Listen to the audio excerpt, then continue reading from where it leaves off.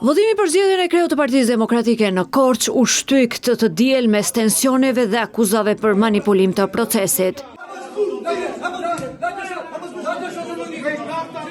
Procesi u bllokua pasi një numër i konsiderueshëm drejtuesish lokal, kryetar dhe sekretar seksionesh në qytet dhe fshatra nuk gjetën emrat e tyre në listat e votimit, duke u përjashtuar kështu nga e drejta për të votuar. Kjo situatë ka ngritur dyshime të forta për ndërhyrje dhe selektim të qëllimshëm të elektoratit brenda partisë. Në garë për drejtimin e degës së Partisë Demokratike në Korçë janë sekretari aktual Irvin Bode dhe rivali i tij Harito Zoto. Ky i fundit ka reaguar publikisht dhe kërkoi shtyrjen e procesit derisa listat të rishikohen dhe të garantohet një garë ndershme.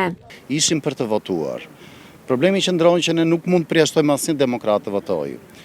Nuk e kishin emrin në listë dhe ne nuk mund pranojmë që ata që janë kryetarë dhe që janë pjesë e Partisë Demokratike të rinë pa votuar. Pa një listë të saktë dhe pa pasur të gjithë demokratët, të gjithë ata që duhet jenë përfshirë, ne nuk mund nuk ka asnjëri të drejtin që të përjashtojë asnjë. Unë mendoj që në një moment tjetër, mbas edhe listat jenë më të sakta, më të punojmë për ato lista, që të vi momenti që të jemi të gjithë përfshirës. Mos largohet asnjëri. Ne dhe këto zgjedhje përse i bëm? Ne këto zgjedhje i bëm për të përfshirë tërë demokratët. Këto janë zgjedhje demokratëve.